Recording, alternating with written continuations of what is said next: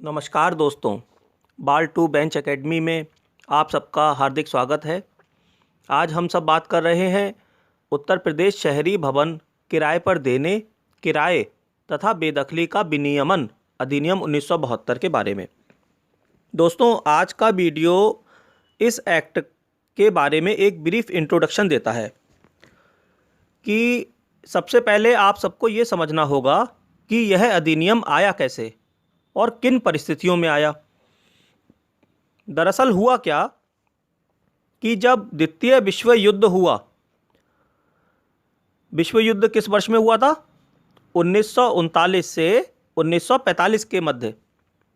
तो द्वितीय विश्व युद्ध के दौरान भवनों की कमी की समस्या उत्पन्न हो गई।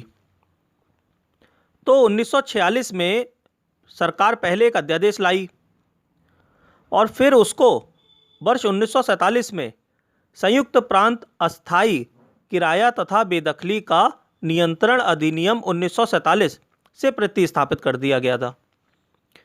यह अधिनियम जो लाया गया, यह दरअसल केवल एक अस्थायी अधिनियम था, टेम्परेरी था, और यह केवल इस उद्देश्य से उस समय पारित किया गया था कि उस समय जो भारतीय प्रतिरक्षा नियमावली 1939 थी, उस नियमावली में भवनों को किराए पर देने तथा उनके किराए पर नियंत्रण से संबंधित कुछ उपबंध भी उस नियमावली में शामिल थे। तो उस नियमावली में जो ये किराए से संबंधित उपबंध थे, उन उपबंधों के समान उपबंधों को अस्थायी रूप से प्रवृत्त बनाए रखा जाए, इसलिए यह संयुक्त प्रांत अस्थायी किराया तथा बेदखली का नियंत्रण अधिनियम 1947 उस समय लाया गया। लेकिन हुआ क्या? जनसंख्या में उन कालों में लगातार बड़ी तेजी से वृद्धि होती रही और उसके अनुपात में भवन निर्माण कार्य बहुत धीमी गति से हुए। तो इसका परिणाम क्या होगा कि लोग ज़्यादा हो गए, भवन कम हो गए। तो फिर क्या हुआ कि आवास की समस्या खड़ी हो गई कि लोग रहें कहाँ पे। अब जब जब ऐसी समस्याएं आईं तो अधिनियम में भी संशोधन करके स्थिति को संभालने का प्रयास तो किया गया, लेकिन इनके कई उपबंधों की कोर्ट्स द्वारा और जनता के जागरूक मंचों द्वारा कड़ी आलोचना की गई। तब सरकार ने जो वर्तमान उत्तर प्रदेश शहरी भवन किराए पर देने, किराए तथा बेदखली का विनियमन अधिनियम 1972 है, इसको लाने का विचार किया और उसके लिए जो विधेयक तैयार किया गया था उसमें कुछ विशेषताएं थीं जिनका आप सबको जानना आवश्यक है। इसमें सबसे पहली विशेषता ये थी कि सरकार ने ये विचार किया कि अब की बार जो हम नवीन विधि ला रहे हैं वो स्थायी विधि होनी चाहिए, अस्थायी विधि या अस्थायी व्यवस्था ना हो अभी की तरह। दूसरे, जो पुराना अधिनियम था, उस पुराने अधिनियम की धारा 3 वह किराएदार को बेदखल करने के लिए जो मुकदमा दायर करने की अनुज्ञा दी जाती थी, उसके संबंध में डीएम के अधिकारों को ठीक से परिभाषित नहीं करती थी। दरअसल होता क्या था कि डीएम को किसी भी आधार पर किराएदार का निष्कासन कर देने का निरंकुश अधिकार प्राप्त था, लेकिन अब किसी किराएदार को बेदखल करने की अनुज्ञा देने के आधारों को लिमिटेड कर दिया गया है। तीसरे, सिविल न्यायालयों में कार्यभार अत्यधिक ना बढ़ जाए, इसलिए यह उपबंध किया गया कि बेदखली की कार्यवाहियां सिविल न्यायालय में करने के बजाय नियत प्राधिकारी के समक्ष की जाए। अब आप लोग ये बताइए कि नियत प्राधिकारी कौन होता है जिसके समक्ष ये सब कार्यवाहियां की जाती हैं? वही जो धारा 3E में परिभाषित है। दरअसल सिविल जुडिशियल ऑफिसर या फिर जो जुडिशियल मजिस्ट्रेट होता है, उसी को डिस्ट्रिक्ट जज साहब नियत प्राधिकारी के रूप में सभी या किसी कार्य को करने के लिए प्राधिकृत कर देते हैं। तो जो हमारे जो पीसीएसजे होते हैं, जुडिशियल मजिस्ट्रेट, इन्हीं को डिस्ट्रिक्ट जज साहब अपॉइंट कर देते हैं एज ए प्रिस्क्राइब्ड अथॉरिटी। आगे बढ़ते हैं।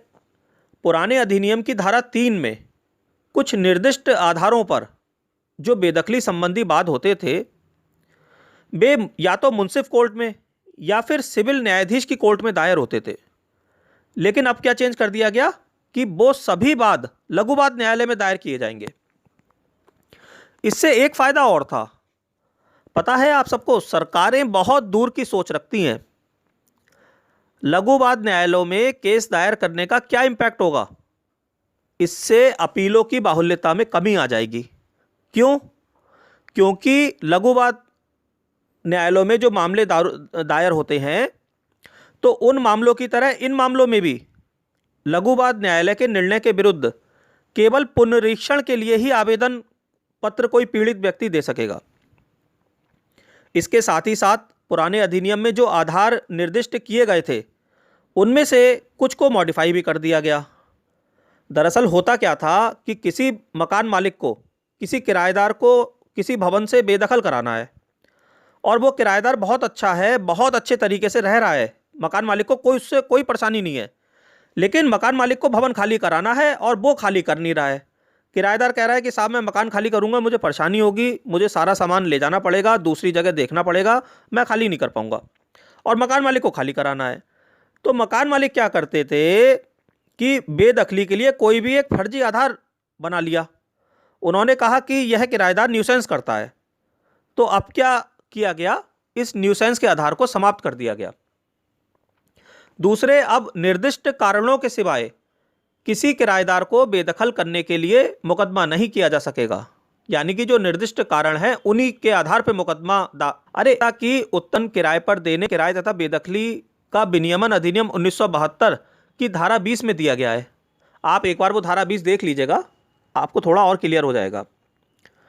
और अंतिम कारण जो मुझे काफ़ी पसंद आया इसमें यह था कि ऐसी मरम्मत जो कि भवन को बातरक्षी और जलरक्षी बनाने के लिए किराएदार को 1 महीने की बजाय 2 महीने का किराया काट लेने की अनुमति दी जाएगी। अगर आपको ये बात समझ में ना आए तो आप धारा 26 की उपधारा 2 और धारा 28 की उपधारा 3 भी एक बार देख लीजिएगा, आपको सारा कॉन्सेप्ट क्लियर हो जाएगा। तो दोस्तों, मैं आशा करता हूं कि आपको मेरा आज का प्रयास अच्छा लगा होगा। अगर आपको मेरा वीडियो पसंद आया तो कृपया मेरे वीडियो को लाइक करें, शेयर करें, सब्सक्राइब करें। धन्यवाद।